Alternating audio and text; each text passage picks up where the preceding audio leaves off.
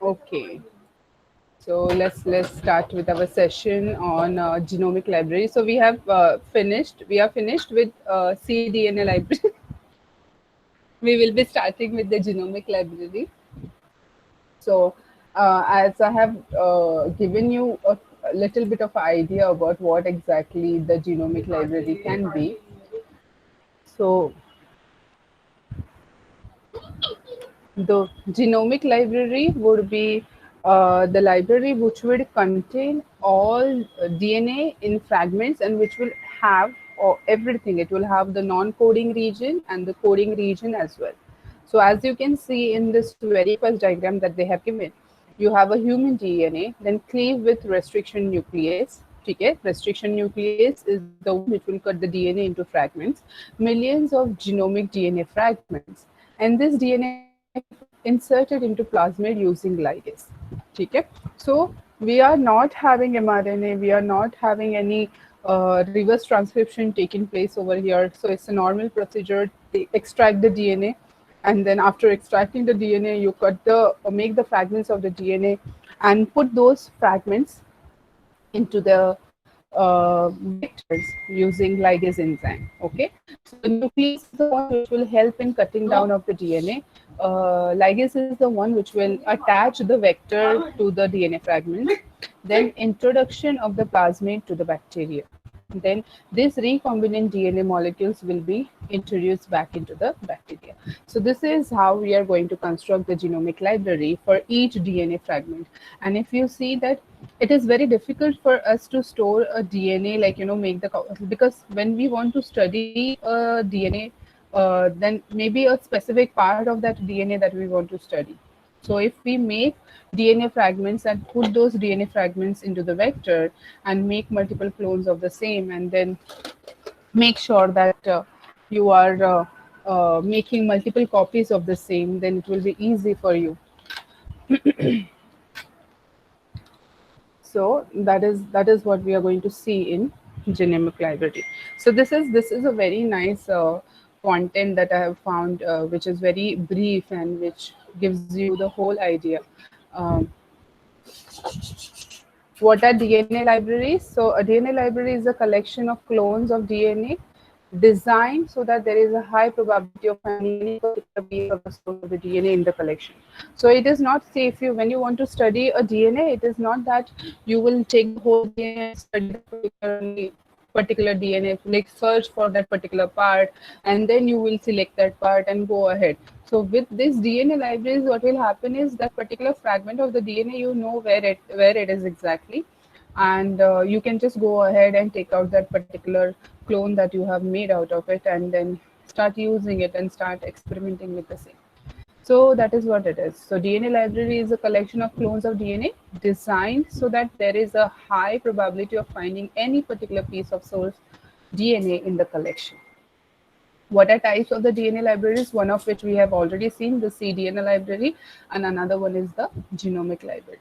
So the genomic library contains DNA fragments representing the entire genome of an organism, whereas the cDNA library contains only complementary DNA molecules synthesized from the mRNA molecule in a cell. So this cDNA library will be having mRNA, so that it will have only the coding regions. It will not have the introns, right? Exons are the ones which are coding regions, and introns are the ones which are non-coding regions. So this is a very nice diagram that they have shown how you can, in the short way, how you can go ahead and construct a genomic library, and how you can go ahead and construct the cDNA library. So basically, you have a cell from which you will extract the DNA. Then you will be use the restriction enzyme digestion, make the fragments, ligate into the vector, and insert back into the bacteria, so that you will be making multiple copies of each clone of the DNA that you have each copy of the DNA that you have inserted into the vector. Okay. So vector, you can choose any vector. You can use bacteriophage, you can use plasmid, you can use YAC, you can use BAC, whatever you want. And then over here, you will be extracting the DNA. Or sorry, you over here in cDNA library, you will be extracting the mRNA, converting into the cDNA. Then you will be what you say, you with the help of restriction enzyme ligating it, ligating them into the vector, and then that particular cDNA with the vector, that would be called as your DNA clone, or whatever plasmid, that you will be inserting back into the bacteria to make the multiple copies of the same. I know it is very tiny diagram and maybe you guys can't see it very clearly. Maybe I should put it like this. Okay. Okay, so here you can see it very nicely. So you see, this is how the genomic library will be made, and this is how the cDNA library will be made. Okay. Then next part to it is, what is genomic library? So we have studied the cDNA library, and once we know what is cDNA library, it will not be a difficult part to study the genomic library. So a genomic library is a collection of bacteria which have been genetically engineered to hold the entire DNA of an organism, and that organism could be any eukaryotic organism, right? So or a prokaryotic organism as well. Okay. So a genomic library is a collection of gene or DNA sequences created using molecular cloning. Okay, and these libraries are constructed using clones of bacteria or yeast that contain vector into which fragments of partially digested DNA have been inserted. So basically, the statement what it states saying over here is that you'll be having multiple colonies of bacteria which are having your vector, which that vector is containing the DNA fragment that uh, you have digested from the entire genome. Okay. So I'll read this statement once more time. So a genomic library is a collection of genes or DNA sequences created using molecular cloning. And these libraries are constructed using clones of bacteria or yeast that contains the vector into which fragments of partially digested DNA have been inserted. And these bacteria and yeast are subsequently grown in cultures. So basically, you will be having the bacterial colony with you that will have the DNA fragment which we have cloned into the vector and inserted back into that particular bacteria. And these bacteria and yeast are subsequently grown in culture, and when this organism replicate their genome, they also replicate the vector genome contained within them. And that is the replicate the DNA fragment that had been inserted in the vector, producing clones of the original genome. So we are basically, जो genome हमने originally लिया था, this one, the DNA, when the bacteria is multiplying, at the same time it is also multiplying the vector, right? And vector has the fragment of this particular DNA. And so that what is happening when the vectors are getting multiplied, our DNA fragments is also getting multiplied, and we are getting multiple clones of that particular DNA fragment. Okay, so that is what it is. So this collection of clones, in theory, contains all the sequence found in the original source. So basically, why you want to do that? Because you want to study the entire genome of a cell and of an organism. Okay, now, when I'm saying genome, that means a DNA, right? Over here, it means a DNA. So this collection of clones, in theory, contains all the sequences found in the original sources, including the sequence of interest. So genomic libraries can be constructed using hosts like plasmids, bacteriophage, lambdas, cosmids, YACs, and many more. So these are all the types of vectors we have studied when we were studying vector chapter particularly. Okay, so that is what it is. So very simple it is. What are genomic library, if you want to know, with the help of this diagram, it is very very much simplified. Basically, you'll be extracting the DNA, you'll be restriction enzyme digestion करोगे, फिर उसके बाद ligation करोगे into the vector. Vector can be of your choice. It could be YAG, plasmid, bacteriophage, etc.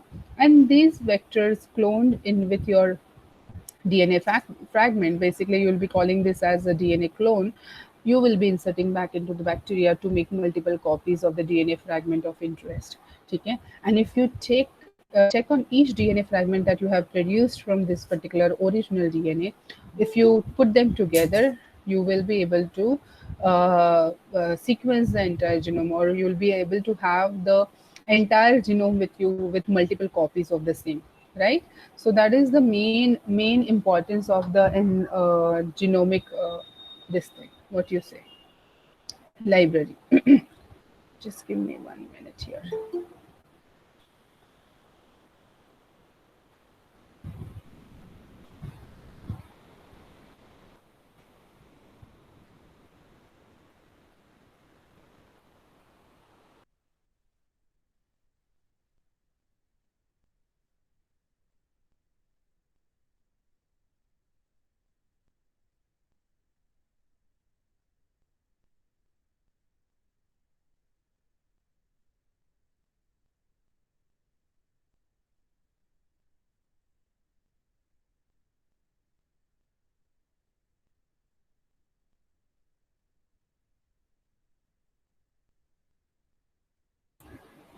Okay, so moving on to our topic again, is here.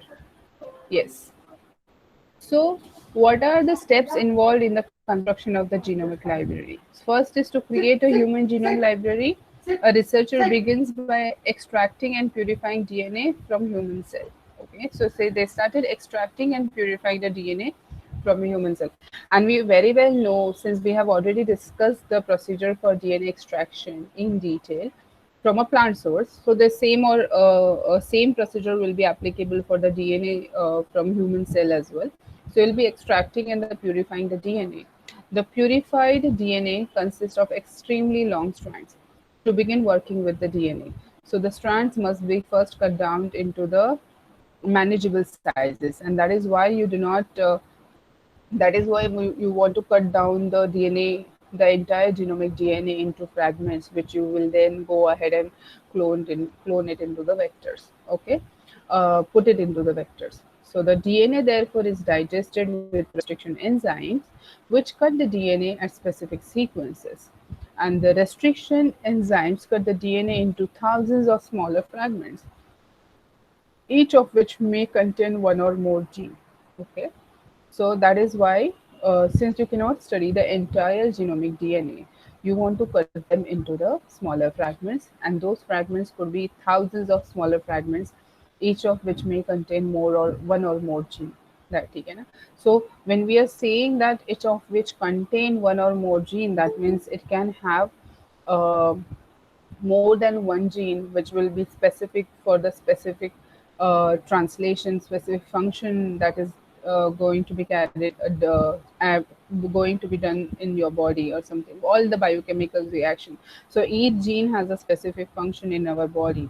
So that particular so when we are making fragments, we are not making the fragments according to the gene that we desire, या फिर एक इसमें एक fragment में दो ही gene होने चाहिए. It is completely up to the restriction enzyme where they will cut the DNA and how many fragments they will form, right?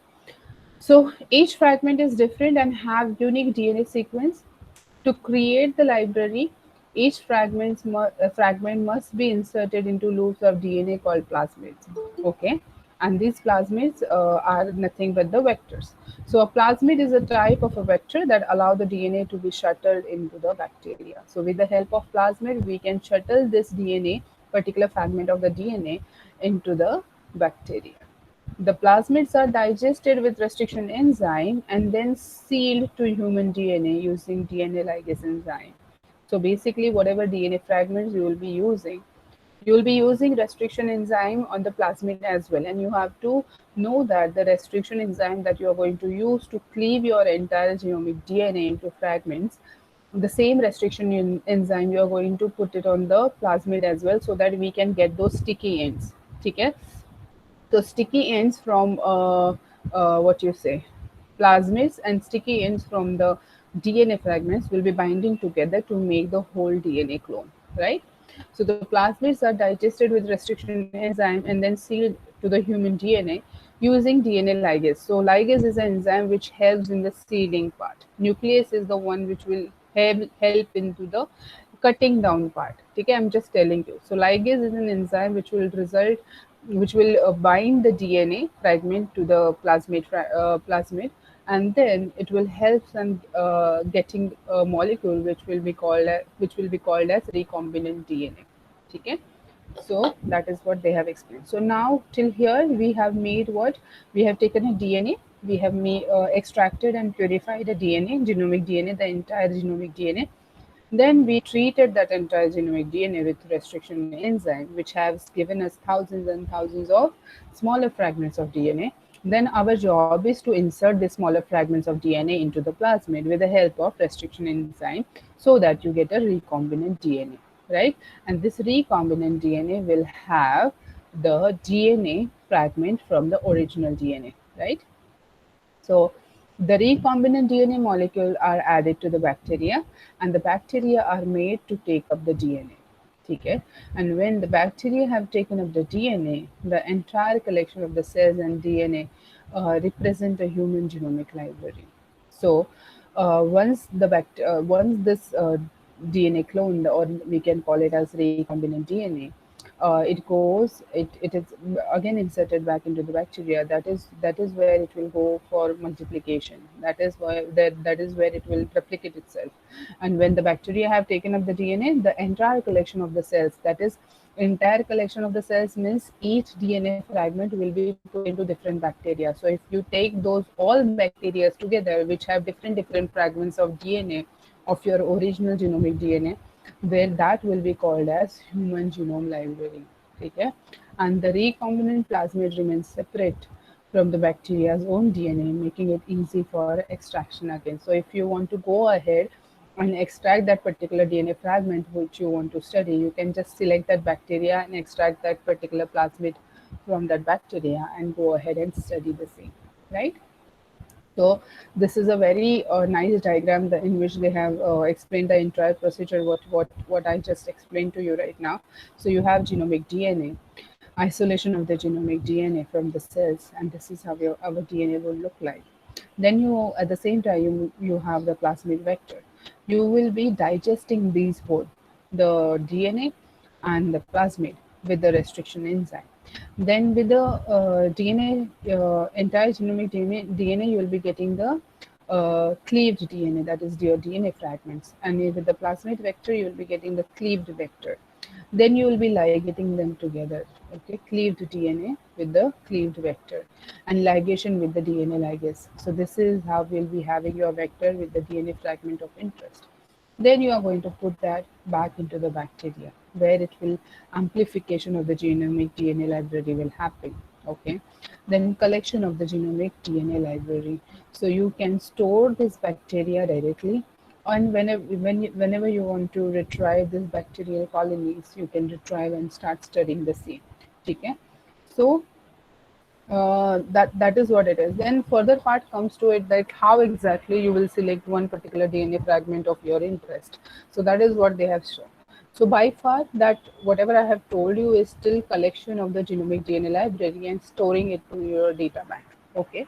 Once you store it in your data bank, you will be having lots and lots of colonies of bacteria, which will be having your DNA fragment of interest. Okay. So are we clear till here? Then we'll go to the next topic of what is probe and what is it used for in genomic library.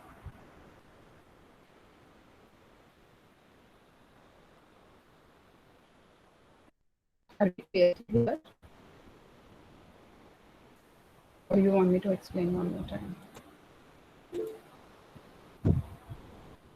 Okay. Okay. It's very simple. In fact, the cDNA library creation was a little bit tricky to understand.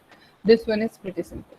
So what is a probe and what is it used for in genomic library? So we all know what is a probe. Still, we'll revise it once again.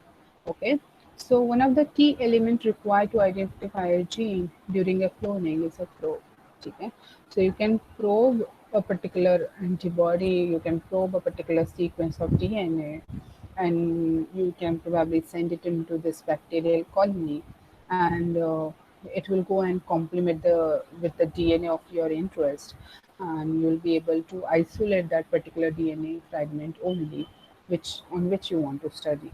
Okay, so a probe is normally a cloned piece of DNA that contains a portion of the sequence for which you are searching.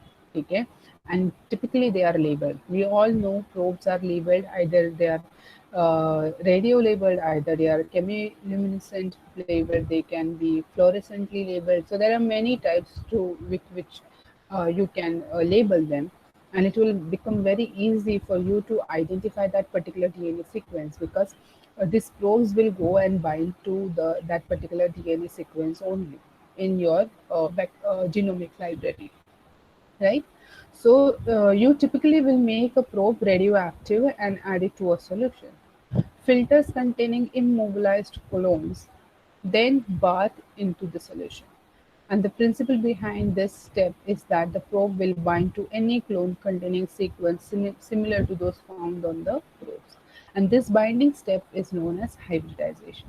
So basically, you will be adding this probe solution into the immobilized clone that we have made with the help of, when I'm saying the clone, these are the clones. Okay, so you will be adding these probes to the immobilized solution.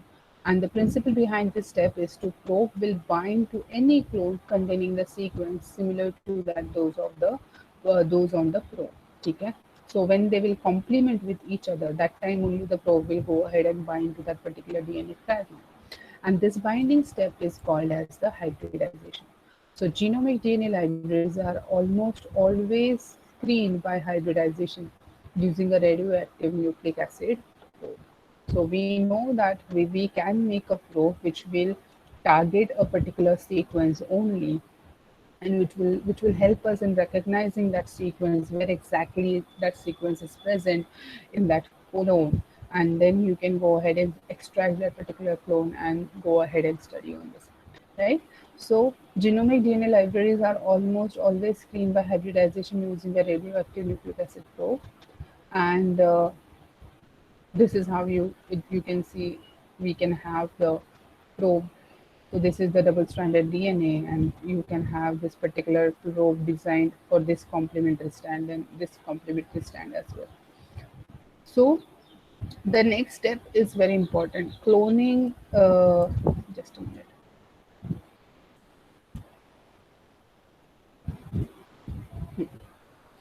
So cloning, or that is specific DNA detection by hybridization. How exactly this particular step is done, that we are talking about? How exactly you will go ahead and select a particular DNA fragment from so many clones that you have in your library? Okay, so with the help of nucleic acid probe, obviously we are going to do that. So cloning a specific DNA detection by hybridization. So first you have agar plate with transformed bacterial colonies. So when we are talking about these transformed bacterial colonies, these are nothing but the bacterial colonies which we have, in which we have put our DNA clones, okay, and they are multiplying over there. And we have stored few of the bacterial colonies with us, which have those particular clones. So agar plate with transferred bacterial colony. So you'll be taking those, reviving that culture, basically bacterial culture, and putting them on the agar plate. Then press the nitrocellulose paper onto the agar plate. So this is the nitrocellulose paper which can hold the nucleic acid material. Okay, it can hold the DNA, it can hold the RNA, it can also hold the proteins. Okay, so it's like a normal paper, like how you get the paper, your normal paper, the white sheet. It's look like that, and then some cells from each colony stick to the paper. So when you'll simply take this nitrocellulose paper and press it against the agar plate. Okay, the colonies will be transferred to this nitrocellulose paper. So you can see over here, this is a nitrocellulose paper, and on which we can see the bacterial colonies. So the each colony will stick to the paper. Then you take this nitrocellulose paper and treat with the alkali to disrupt the cells and expose denatured DNA. ठीक है ना? So all the denatured DNA will be, sorry, DNA, it will be, all the cellular content will be denatured and the DNA will be exposed. So you have the, now you have the nitrocellulose paper with the DNA bound to the paper. Okay, so there is DNA everywhere on this nitrocellulose paper because with the help of alkali solution, या फिर alkaline solution, I have managed to disrupt the cellular content, and all I have that is all that I have is your nucleic acid content. Okay, nucleus content. So DNA bound to the paper. So end में what we have is DNA bound to the nitrocellulose paper. Then you will be adding a radio labeled DNA probe, denature. So when we are treating the nitrocellulose paper with the alkaline solution, it is first of all, it is disturbing the cell, means it is disrupting the cell, means breaking down the cell, but at the same time it is denaturing the DNA as well. So what do you mean by denaturation of the DNA? This double strand will be converted into the single strand. So that is what we have, denatured single stranded DNA we have on the nitrocellulose paper. Okay, then you will be adding, so now I want to select only one fragment. So I have made a probe which will go and complement with that particular fragment of interest, which has the label with it. So my probe is with the complementary DNA which is present on the this nitrocellulose membrane, and it also has a label. So radio labeled DNA probe is there. Incubate the paper with the radio labeled probe and then wash. And now you can see wherever the DNA got complemented with this probe is the one which is colored in the pink. Okay, so this is where my DNA fragment of interest is present. So probe anneal to the columns of the interest, and you can see with the X-ray film also whether it is there or not. Okay, because maybe it is a radio labeled probe. That's the reason you can do the X-ray of the paper and you can check it out. So this is how the particular fragment of interest can be detected, and you can go ahead and extract that particular DNA fragment from the nitrocellulose membrane and go ahead and study the same. Okay, but if you want to know whether that whatever genomic from whether the DNA fragment that you have taken from the genomic library has the sequence of your interest or not, or has at least that particular fragment of DNA on which you want to study, then you will be applying this method of what you say, cloning the specific DNA detection by hybridization. So this is how it has been done. So basically, it starts with the after you insert the plasmid, which is containing your DNA fragment into the bacteria. So you'll be reviving that bacterial culture, putting them into the agarose plate, and then you'll be taking nitrocellulose paper, transferring those colonies into the onto the nitrocellulose paper. After that, you will be treating that nitrocellulose paper with the alkaline solution so that it will disrupt the cell, it will denature the DNA, and then you will hybridize that nitrocellulose membrane with the DNA probe of your interest, so which will go ahead and detect only the DNA fragment of your interest. And then you can see that it will be glowing under the X-ray because this is radio labeled DNA probe, and it will be glowing under the X-ray. So that is how you can detect your DNA fragment, whether that is present in that particular bacterial colony or not, and then you can go ahead and extract the same and use it for further research purpose. So, am I clear till here?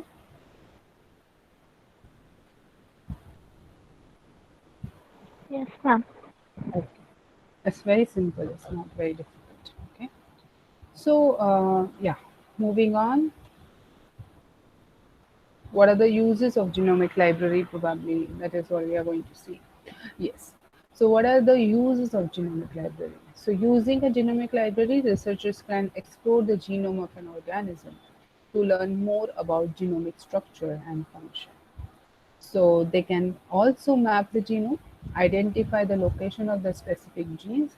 This information becomes extremely useful when researcher wants to develop a test which can be used to locate a genetic variation, including mutation, may be related to congenital conditions. And the deeper the understanding of an organism's genome, the more researchers can know about the organism as a whole. So this is very important application of genomic library. To know the mutations, to know which gene is present where, what is that particular sequence that maybe is mutated in particular congenital anomaly, or what exact part of the gene is different than that of another organism's gene, and what are different characteristic it has. That is how a researcher would go ahead and study a genome, right? And this kind of making of this kind of genomic library would help them also to understand which sequences, yeah, which nucleotide bases are very crucial for an organism and which one are not. Okay, so ultimately when we are trying to study, we are trying to ultimately when you're trying to study a genome, you are ultimately studying a nucleotide only, right?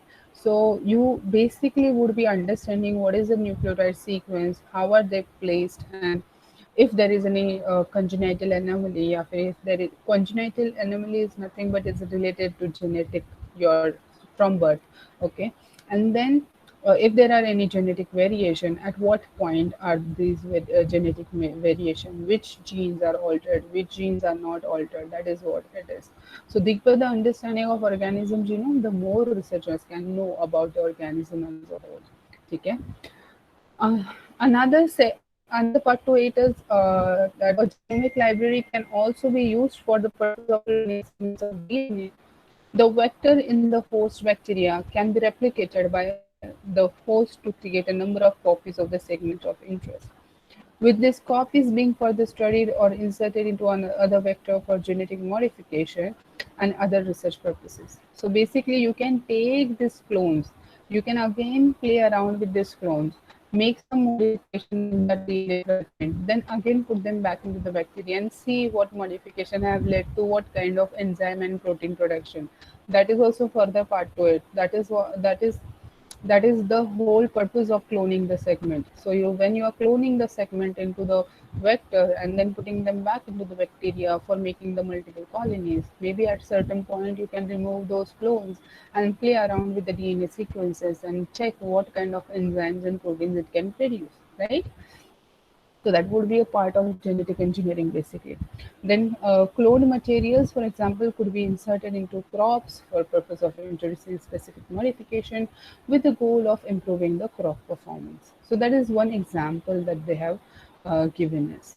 So this was it about the genomic library. Very easy to understand. It's not very difficult. I'll be sharing this particular material with few people, so there is no worry in that concern, that area. So this is what is about genomic library. So are we clear till here? Are we clear till the idea of what is genomic library and how it is uh, taken care of, and what is the difference between the cDNA library and genomic library? So for Taxi, we'll do a quiz kind of a stuff to understand what is genomic library and what is DNA library, cDNA library. So what is the main difference that we can see in the genomic library and cDNA library? Any one of you can tell me.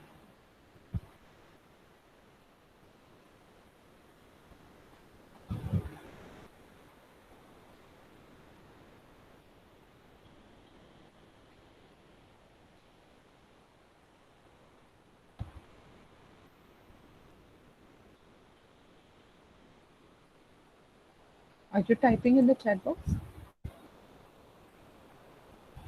Am I audible to you people?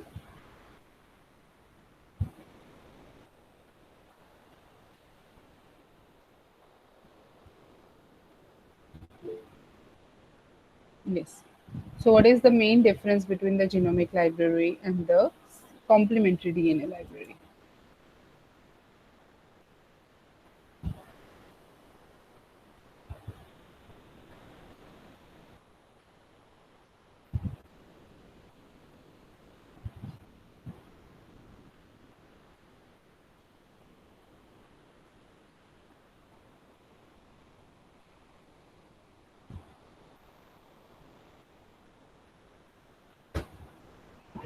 Ma'am, Yes. in genomic library, it contains the DNA fragment that represent the entire genome. And in cDNA library? In cDNA library, there is only the cDNA which obtained from mRNA. Yes. Very true. Some people are typing in the chat box as well. Yes. DNA fragment represent the whole genome in the genomic library. Yes, very true, Soumya. And one concern that I have, just a minute, because I can see over here when I started the class, there are 21 students. Okay, let me share my screen with you, and let me also show you this. Or maybe no, not everyone is there. So let me tell you that how crucial the attendance would be. Okay,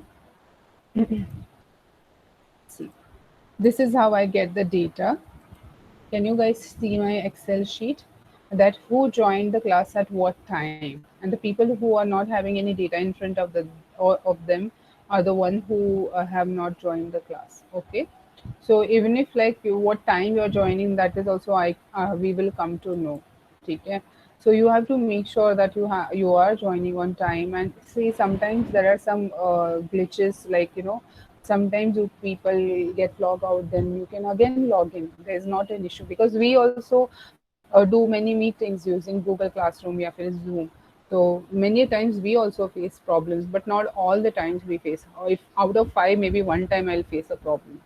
So you have to make sure that you are present for your class, okay? Whether be it mine or Kalyani ma'am's, it doesn't matter. So today the attendance is literally 16 out of 22 people. Okay. So very good, Dhanashri. Thank you for telling me that answer. And that is the main difference between the what you say, uh, the cDNA library and the genomic library. And basically, when you want a eukaryotic gene to be studied into prokaryotes, basically, then you want that gene to be integrated into the prokaryotic genome. Okay, that time you can use only cDNA library setup. Why? Because prokaryotes uh, uh, cannot do the splicing part. They cannot remove the non-coding nucleotides. So that is the reason you will be using only cDNA library when you want to integrate the eukaryotic genome with the prokaryotic genome and see the changes, right? So that is the time where you will be using only cDNA library. You won't be able to use the genomic library at that point of time. Okay, so very simple. Yes, it is today's attendance. Yes, it is today's attendance, and it is for, and your name in front of you. There is no timing over it. I don't know what time you joined.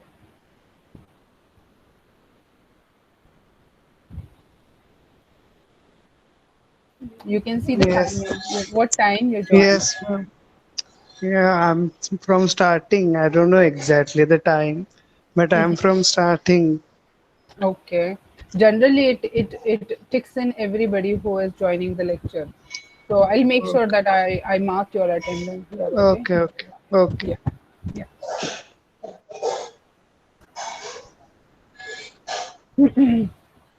Yeah. So this is it from my side for today, and we'll be meeting today. So we are almost done with the genomics topic. Okay, I have to teach you new generation sequencing, what exactly it is, and then we can uh, go ahead and finish the genomics. Uh, are there any doubts till here in the genomics? So we have gone with a very nice flow. Uh, Shraddha Sawant, my attendance is also not recorded. I will put an attendance there as well. See, this is how it will look like if I show.